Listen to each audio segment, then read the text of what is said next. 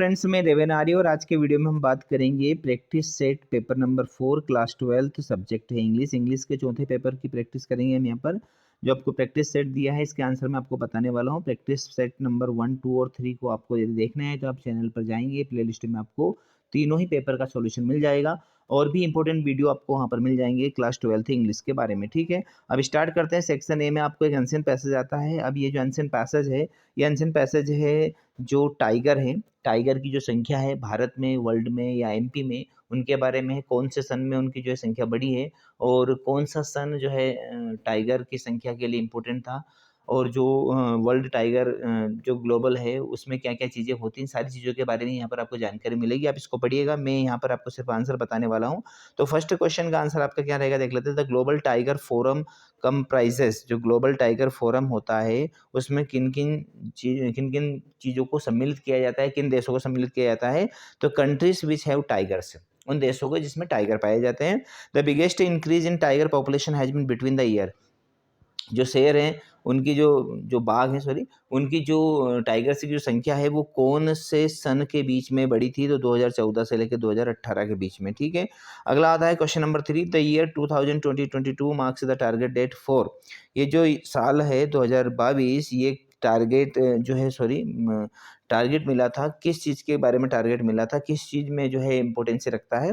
तो आंसर आएगा doubling the count of world tiger population, यानी कि जो टाइगर्स की संख्या है वर्ल्ड में वो डबल हो गई थी इस साल।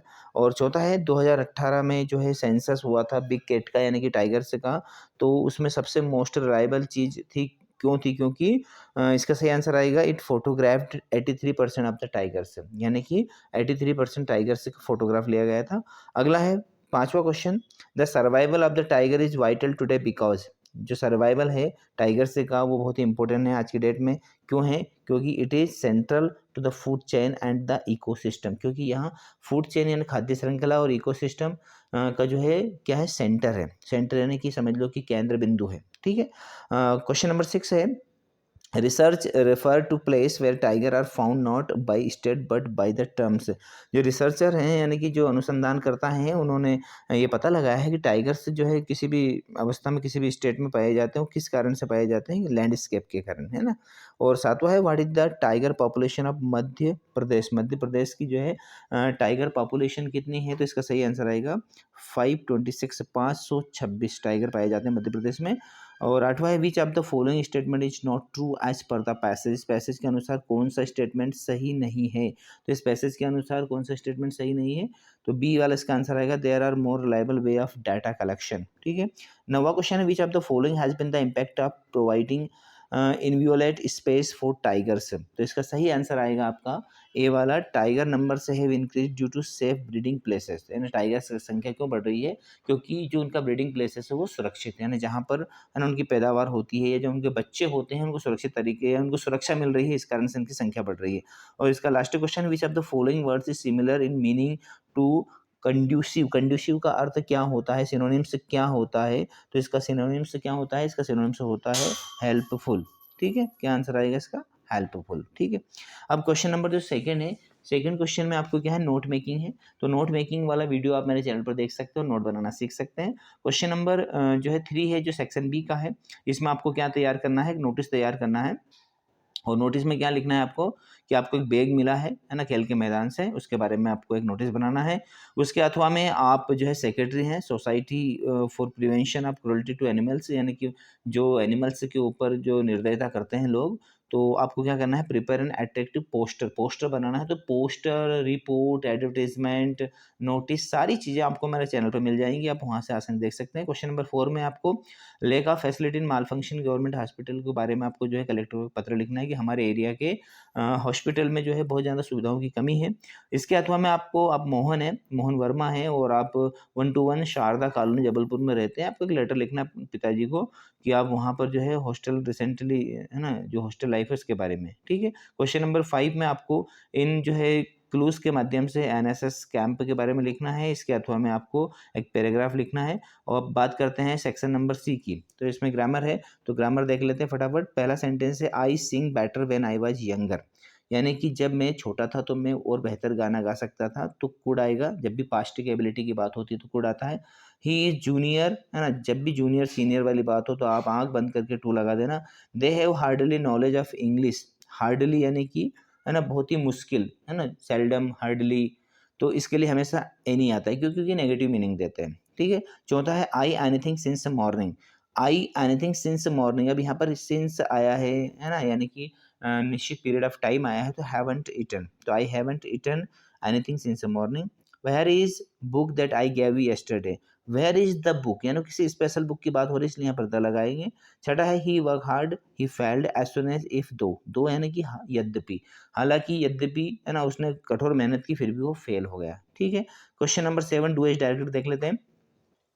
ही did not study well, he failed, अब उसने ये कहा है कि इस सेंटेंस को आपको बिकॉज का इस्तेमाल करके, है ना, जोड़ना है, तो हम क्या लिखेंगे, ही फेल्ड, इसके बाद में लगाएंगे because, he failed because he didn't, है ना, स्टडी वेल, वह फेल हो गया, क्यों होगा, क्योंकि उसने ठीक से मेहनत नहीं की, तो he failed because he did not study well.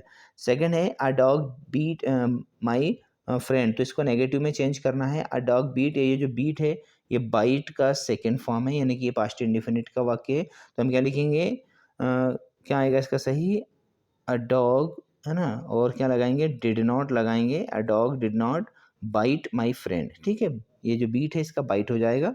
As soon as the sunrise I wake up, है ना, अब इसको क्या करना है आपको, थर्ड सेंटेंस में आपको नो सूनर देन का यूज़ करना है, तो नो सूनर देन और एज सुन एज की जगह पर नो सूनर देन का यूज़ वाला वीडियो भी हमारे चैनल पर है, आप देख सकते हैं, फिर मैं उसको बता देता हूँ। सबसे पहले हम क्या करेंगे, एज सुन एज को हटाएंगे, उसकी जगह पर नो सूनर लगाएंगे, सेंटेंस को इंट्रोगेटिव बनाएंगे, ठीक है, और जो दोनों सेंटेंस के बीच में देन लगा देंगे, तो क्या बनेगा, नो सूनर, ठीक है। अब ये सेंटेंस क्या है, प्रेजेंट इंडिफिनिट का है, क्योंकि यहाँ पे वर्ब में एस लगा है। No sooner does the sun rise then I wake up, ठीक है। चौथा है if it rains we will not play, इसमें आपको क्या करना है, इफ के स्थान पर अनलेस लगाना है, तो जब भी हम इफ के स्थान पर अनलेस लगाएंगे तो बाद वाले सेंटेंस में से हम नॉट हटा देंगे, तो क्या लगाएंगे, unless it rains we will play, okay. पांचवा I am sure of it he will come today, इसमें क्या करना है, combine the pair of sentence into a complex sentence having a noun class का इस्तेमाल करके कॉम्प्लेक्स सेंटेंस बनाना है। तो I am sure that he will come today, of it को हटा के हम क्या लगाएंगे, दैट लगा देंगे। छठा sentence they were too slow to win the race, इसमें आपको क्या करना है, सो दैट का इस्तेमाल करना है, तो हम क्या लिखेंगे, they were so slow that they can win the, they can not win the race, है ना, कैन नॉट लगाएंगे दैट के बाद में, ठीक है। फिर से मैं बोल देता हूँ, they were so slow that they can not win the race, ठीक है। चलिए बात करते हैं हम सेक्शन डी के बारे में, इसमें आपको एक एक्सट्रैक्ट दिया है, पहले तो एक्सट्रैक्ट देख लेते हैं, लास्ट लेसन से दिया गया है, और इसमें मैंने इसको भी सॉल्व करवाया है। तो पहला इसका क्वेश्चन आता है, क्या क्वेश्चन है इसका, where had all the bad news come from for last 2 years, पिछले 2 साल से सारी बुरी खबरें कहाँ पर आ रही थी, तो बुलेटिन बोर्ड के ऊपर लग रही थी। What did blacksmith say to French, blacksmith यानी लोहार ने फ्रेंच से क्या कहा, to not go so fast, इतनी जल्दी मत चलिए। What has mister Hamel's little garden been refer to in this extract, mister Hamel का लिटिल गार्डन इस एक्सट्रैक्ट में दिया है, उसका अर्थ क्या होता है, तो हिज स्कूल, उनके स्कूल को ही लिटिल गार्डन यहाँ पर कहा गया है। Which of this means apprentice, apprentice का अर्थ होता है शागिर्द या नौसिखिया, तो इसका जो है इसमें से चारों में से कौन सा शब्द हो सकता है, तो अमेच्योर, ठीक है, अमेच्योर यानी कि नौसिखिया जो अभी भी सीख रहा है, शागिर्द इसको बोल सकते हैं। What was the motive of blacksmith watcher, जो ब्लैक स्मिथ था, है ना, जो वाचर, उसका क्या मोटिव था, क्या उद्देश्य था जब उसने फ्रेंच को ताना मारा था, तो टू रेडिकल फ्रेंच, यानी कि वो उपहास कर रहा था फ्रेंच का, फ्रेंच जल्दी जल्दी स्कूल जा रहा था और स्कूल का आज आखिरी दिन था, तो वो ताना मार रहा था कि इतनी जल्दी मत करो, आज की क्लास है बस, है ना, ज़्यादा घबराने की बात नहीं है।